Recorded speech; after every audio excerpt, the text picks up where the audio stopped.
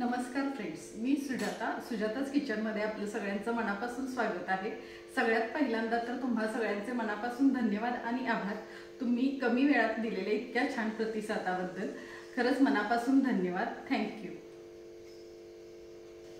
आज आपण बघणार आहोत झेब्रा स्पंज केक। हा खायलाही तेवढाच छान असतो केक जेवढा सुंदर दिसतो। आता ट्रिपचे दिवस आहेत शाळेंच्या, तर एकदा नक्की ट्राय करून बघा। आपण आता बघूया त्यासाठी लागणारे साहित्य। इथे मी 2 वाटी मैदा घेतलेला आहे, 1 वाटी तेल घेतलेलं आहे, कोणतंही रिफाइंड ऑइल चालेल, 1 वाटी साखर बारीक करून घेतलेली आहे, 1 वाटी दूध घेतले, 1.5 चमचा बेकिंग पावडर आहे, 2 चमचे कोको पावडर आहे आणि अर्धा चमचा बेकिंग सोडा घेतलेला आहे। आपण ओव्हन प्रीहीट करायला लावलेलं आहे। 150 डिग्रीला आपण ओव्हन प्रीहीट करून घेणार आहोत। सगळ्यात आधी आपण एका भांड्यामध्ये आपण जे 1 वाटी तेल घेतले ते घेऊया। त्याच्यातच आपण 1 वाटी जी साखर बारीक करून घेतलेली आहे ती टाकूया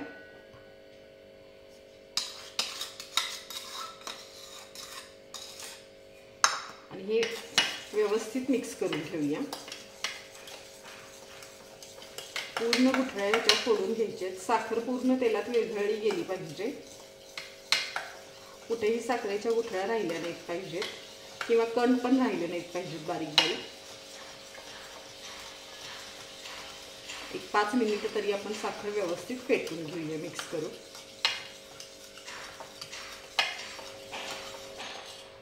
बघू शकता तुम्ही साखर आता बऱ्यापैकी विरघळली आहे, तरी पण 1-2 मिनिट अजून व्यवस्थित मिक्स करून घेऊया। आता बघू शकता तुम्ही साखर आपली व्यवस्थित तेलामध्ये विरघळलेली आहे, छान मिक्स झाले हे मिश्रण। आता आपण इथं जे 1 वाटी दूध घेतलेले आहे त्यातलं अर्ध दूध मिक्स करून घेणार आहोत ह्याच्यात पुन्हा एकदा व्यवस्थित। अर्ध दूध आपण शिल्लक ठेवलेलं आहे ते आपण नंतर वापरणार आहोत। आता दूध पुन्हा व्यवस्थित ह्याच्यात मिक्स करून घेऊया। पुन्हा एक 3 ते 4 मिनिट व्यवस्थित आपण हे मिक्स करूया। आता 1-2 मिनिटानंतर आपलं मिश्रण बघू शकता। दूध, साखर आणि तेल आपण इथं व्यवस्थित असं मिक्स करून घेतलेलं आहे। बघू शकता तुम्ही किती छान असं झालेलं आहे हे मिश्रण।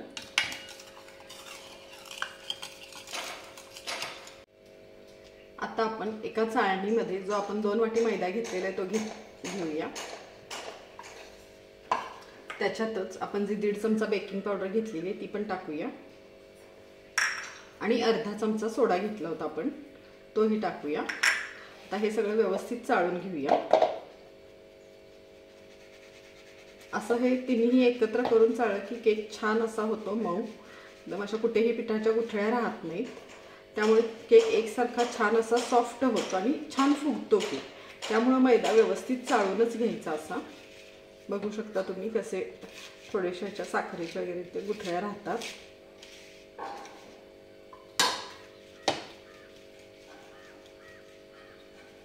आपलं झालेलं आहे मैदा इथे व्यवस्थित चाळून, सगळं व्यवस्थित मिक्स झालेलं आहे। बेकिंग पावडर, बेकिंग सोडा बघू शकता तुम्ही। आता आपण जो इथं मैदा, बेकिंग पावडर आणि सोडा चाळून घेतला तो थोडा थोडा आपण मगाच्या तेल, दूध आणि साखरच्या मिश्रणात मिक्स करून घेऊया। थोडा थोडा मैदा टाकत मिक्स करायचा, सगळा मैदा एकत्र नाही टाकायचा, असं हळूहळू मिक्स करायचं। उलट नाही फिरवायचं, व्यवस्थित सरळच आपण एकसारखंच फिरवायचं, नाहीतर मग गुठळ्या होतात उलट फिरवलं तर।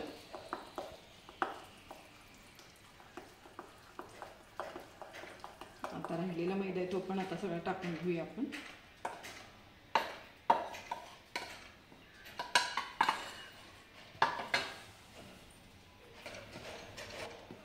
एक 2 मिनिटं याला व्यवस्थित आपण मिक्स करून घेऊया।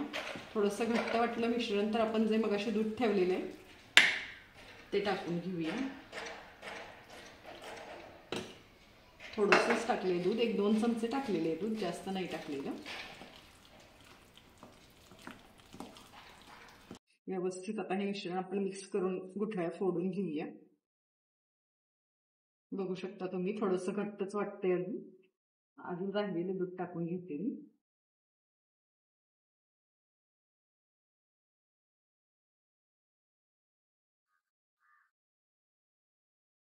बघू शकता तुम्ही आता बॅटर आपलं छान फुगलेलं इथं छान मिक्स झालंय आपलं पीठ.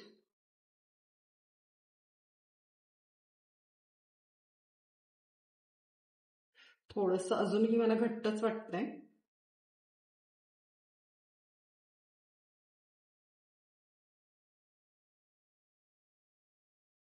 त्याच्यात थोडंसं आपण अजून 1-2 चमचे दूध टाकून घेऊया. अजून 1-2-3 चमचे दूध मी यात घालते, कारण मिश्रण आपलं थोडंसं घट्टच वाटतंय. आता पुन्हा व्यवस्थित मिक्स करून घेऊया हे सगळं. बॅटर छान स्मूथ झालं पाहिजे, घट्ट नाही झालं पाहिजे. बॅटर स्मूथ असेल तरच केक मऊ होतो छान, घट्ट असेल तर केक फुगत नाही. छान आता मिक्स करून घेऊया एकसारखं. 5 मिनिटं व्यवस्थित ह्याला फेटून घेऊया. बघू शकता तुम्ही.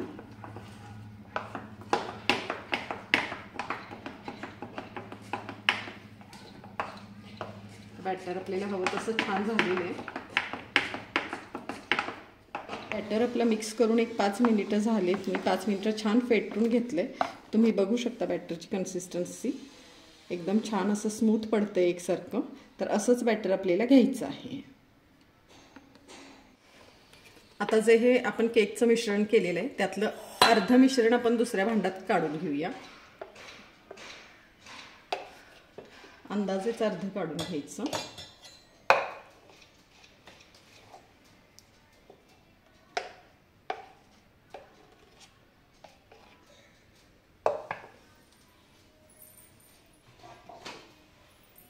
आता या काढून घेतलेल्या दुसऱ्या मिश्रणात मी आपण जी कोको पावडर घेतलेली आहे 2 चमचे ती मिक्स करून घेते.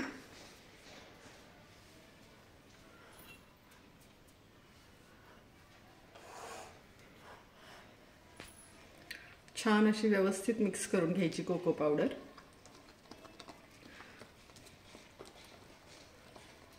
थोडंसं 1 चमचाभर दूध टाकते याच्यात, म्हणजे पावडर व्यवस्थित मिक्स होईल आपली. आता पुन्हा मिक्स करून घेऊया छान. 1-2च मिनिटं मिक्स करून घ्यायची.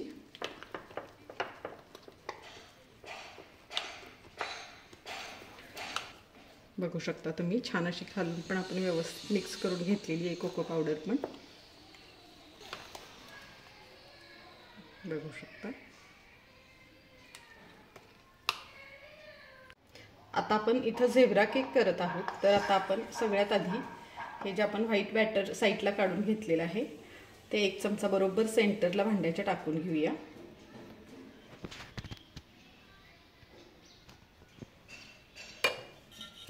थोडंसं हलवूया भांडं.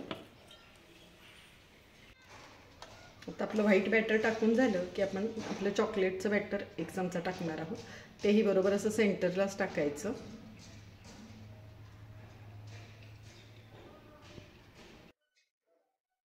थोडंसं चमच्यानी असं राऊंडमध्ये पसरून घेऊया.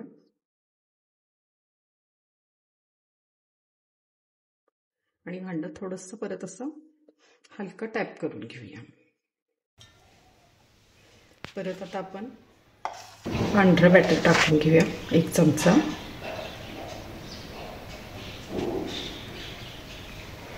तेही पसरून घेऊया व्यवस्थित.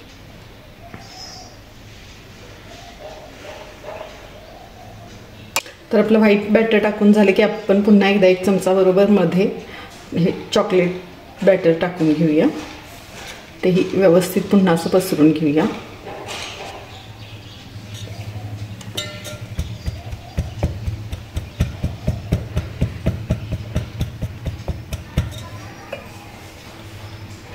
थोडंसं चमच्याने मिक्स करूया असं.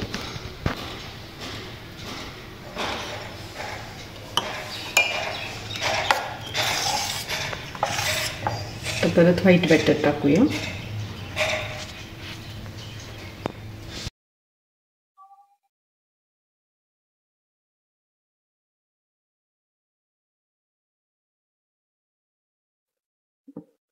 आता चॉकलेटी बॅटर टाकून घेऊया.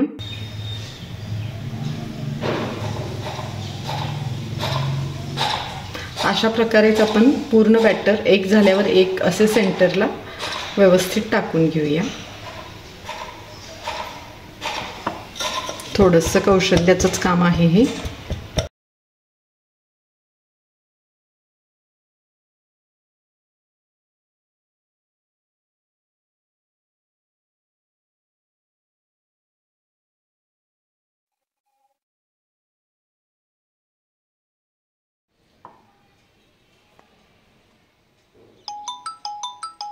बरोच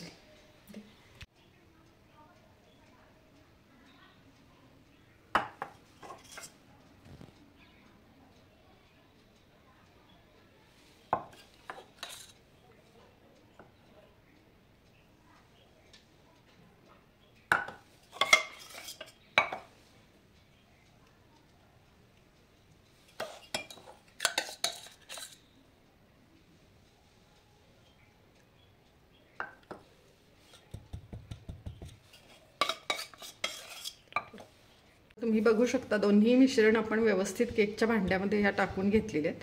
व्यवस्थित ती पसरलेली आहेत. आता आपण त्याच्यावर डिझाईन बनवूया. ती म्हणजे या केकचे खास वैशिष्ट्य जो आपण झेब्रा केक म्हणतो ती ही तर टूथपिक घेतलेली आहे मी. आता बघू शकता तुम्ही असं मधून सेंटरनी 2 रेषा मारायच्या. आतल्या साईडला मारायच्या, बाहेरच्या नाही. पुन्हा त्याच्या सेंटरला आता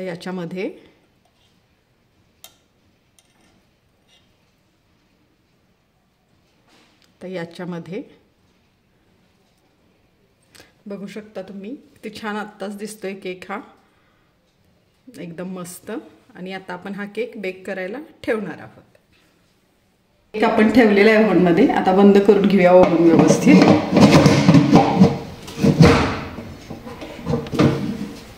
आणि ओव्हनचं आता टेम्परेचर आपण थोडंसं वाढवूया. 180 करूया सुरुवातीला, नंतर थोडंसं कमी करूया. आपल्याला हा केक व्हायला तरी 10 ते 12 मिनिटं लागतील. तर फ्रेंड्स तुम्ही बघू शकता अगदी नेहमीच्या केकच्या साहित्यातच हा आपला झेब्रा स्पंज केक तयार आहे. खूप छान फुगलेला आहे, अगदी सॉफ्ट पण झालेला आहे, मस्त झालेला आहे. तर आता आपण हा केक कट करून बघूया. तर फ्रेंड्स पुन्हा एकदा तुमच्या सर्वांचे मनापासून आभार. असाच सपोर्ट आणि प्रेम तुमचं कायम राहू द्या. आणि अशाच रेसिपी पाहण्यासाठी सुजाताज किचनला लाईक करा, सबस्क्राईब करा आणि शेअर करा. धन्यवाद.